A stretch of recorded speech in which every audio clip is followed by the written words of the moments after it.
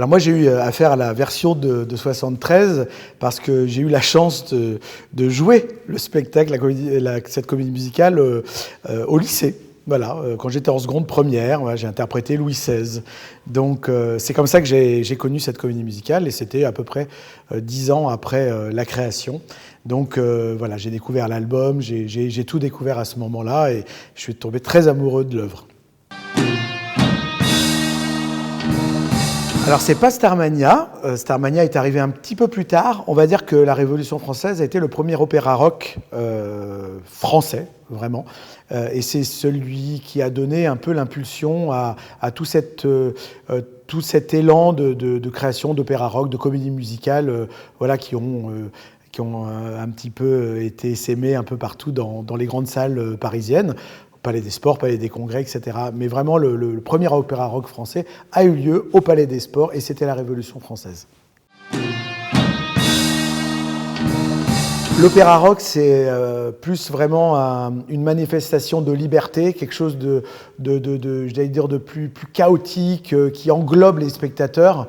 Vraiment, on est entre le concert et la comédie musicale.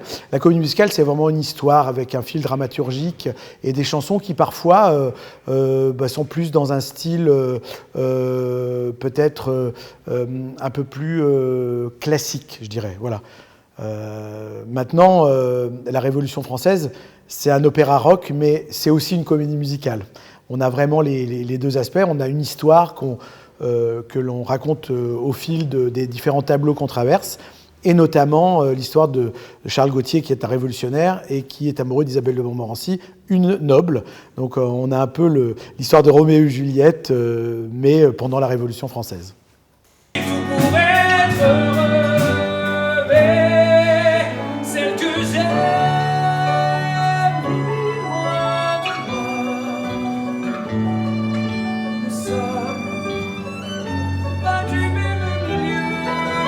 Ce que j'aime dans ce projet, c'est que c'est un projet éminemment musical, historique, et c'est tout ce que j'aime. Moi, je suis metteur en scène de théâtre à la base, et puis ensuite, j'ai eu la chance de monter beaucoup de comédies musicales, beaucoup d'opéras. Donc, pour moi, c'est vraiment le croisement entre tous ces arts, et puis le fait d'avoir connu cette œuvre quand j'étais adolescent et d'avoir l'occasion aujourd'hui de le monter, pour moi, c'est merveilleux. Et puis, j'ai eu la chance de croiser Claude-Michel Schoenberg en 2002-2003. Nous avons dîné ensemble lors d'un festival de comédie musicale. Et on en avait beaucoup parlé de cette Révolution française. Et il m'avait dit, mais je déplore que cet opéra rock ne soit pas remonté. Et il m'avait dit comme ça, sur un air un peu de défi, avec beaucoup d'humour, mais Ned, vous voulez pas le remonter, vous, cet opéra rock, un jour? Et ben voilà. Claude Michel, je vous ai entendu et j'ai eu la chance, par Pierre Amar-Challal, qui est donc le producteur de ce spectacle, d'avoir l'occasion de pouvoir le mettre en scène 50 ans après la création.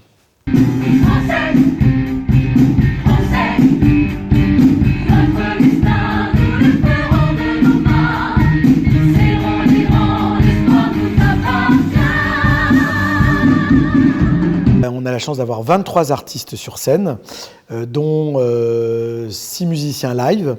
Et dans ces 6 musiciens live, il y en a qui sont aussi chanteurs et comédiens et qui interprètent aussi des personnages. Donc on a un spectacle complètement pluridisciplinaire.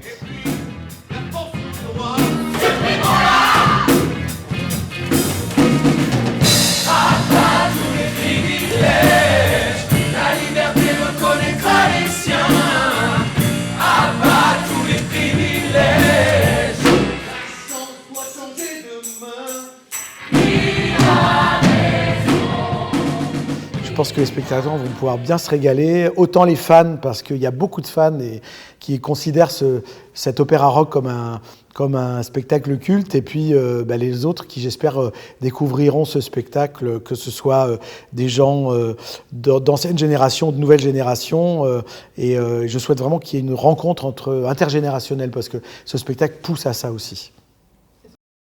La version de 73 était un album qui traînait chez moi, chez mes parents, quand j'étais petit. Donc c'est quelque chose que j'ai eu entre les mains et que j'ai écouté.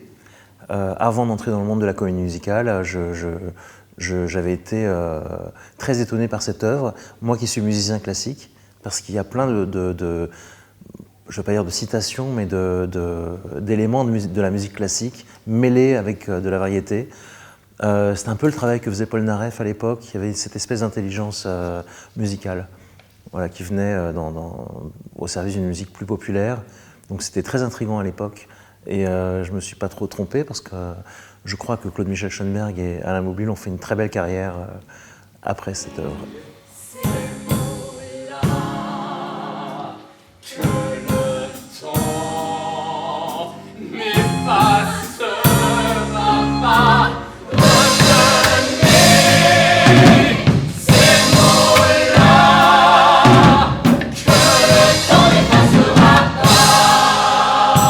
Alors il y a des nouveaux arrangements, mais j'ai voulu être très fidèle à l'esprit de l'époque parce que ça m'avait beaucoup plu et je pense que l'esprit de l'époque est le bon, qu'il ne faut pas faire novateur pour faire novateur. Ceux qui essayent de rajeunir une œuvre en la mettant dans l'air du temps, en général créent une œuvre éphémère qui tient moins longtemps que l'original. Donc moi je me suis vraiment basé sur l'original, qui a été orchestré, arrangé par Jean-Claude Petit, qui est un des très grands de nos métiers, qui est une personne que, jeune arrangeur, j'ai énormément respecté. Et je pense que c'est inutile de vouloir, je sais pas, faire du rap et encore, déjà le rap est complètement passé, vous voyez. Donc voilà, j'ai préféré rester fidèle à l'original. Je l'ai adapté, réorchestré pour les instruments que nous avons. J'ai choisi un orchestre très différent. Avec 2 violons, 2 claviers qui se partagent les parties orchestrales, mais pas que, et une rythmique avec 3 guitares, une basse, et même 2 bassistes, et une batterie. Ils sont 3 à la batterie, à alterner.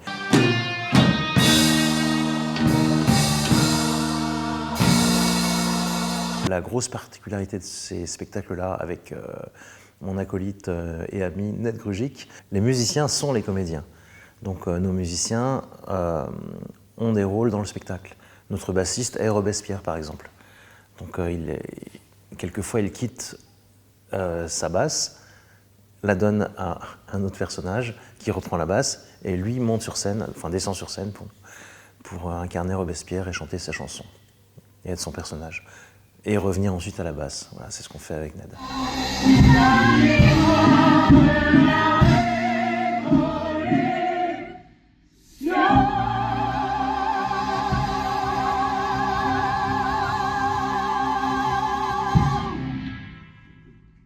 Depuis 2016, je réalise des spectacles historiques à Paris. La portée de mes spectacles, c'est principalement la Révolution française, la vie royale, la vie de Marie-Antoinette. Et naturellement, j'ai repensé ces derniers temps à un spectacle que j'avais vu en tant qu'étudiant, qui était un montage amateur et dont le titre était « La Révolution française, opéra rock ». J'ai fait des recherches, j'ai retrouvé l'enregistrement et j'ai contacté les auteurs. Et il se trouve que ce spectacle n'avait jamais été remonté depuis 1974. La Révolution française, quand on regarde la société aujourd'hui, on n'a jamais été aussi proche de la situation de 1789. On n'a jamais eu une société aussi divisée. Et c'était tentant. En plus, la façon dont est construit le spectacle, le concept album, c'est vraiment un cours d'histoire magistrale.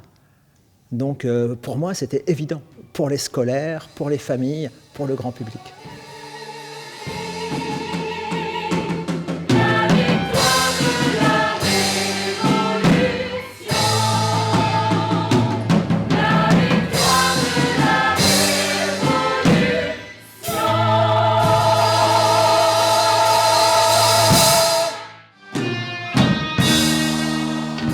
Très compliqué de remonter une œuvre dont on n'a quasiment aucune trace.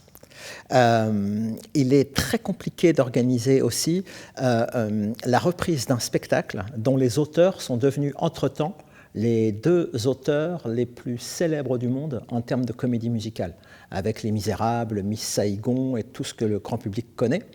Donc la première difficulté, ça a été de les convaincre, qu'une entreprise française, un projet français puisse être à la hauteur d'une œuvre aussi monumentale. Et ensuite, la deuxième difficulté, ça a été évidemment de réunir un casting capable de rivaliser avec la flopée de stars qui jouaient en 1973.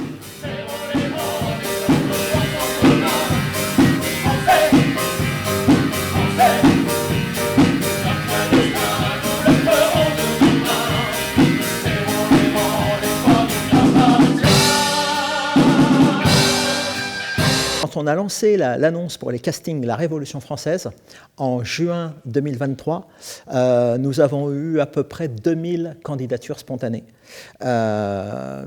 Sur ces 2000 candidatures spontanées, nous en avons retenu 200. Et sur ces 200, nous en avons présenté une centaine aux auteurs directement, qui sont venus en France mener les castings. Et de ces castings a débouché cette troupe de 25 comédiens, chanteurs, musiciens.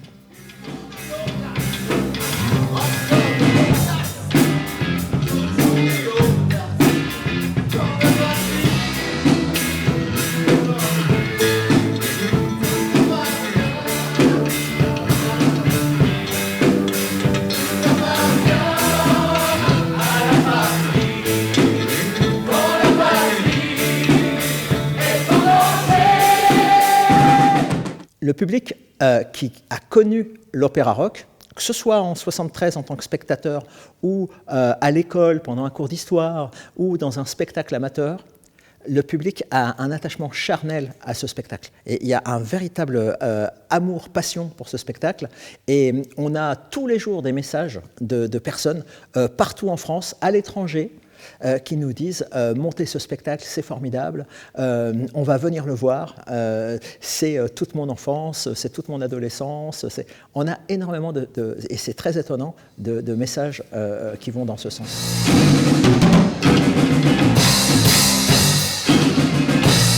Rendez-vous le 3 mai pour une série de représentations et dans une salle exceptionnelle et avec une troupe exceptionnelle.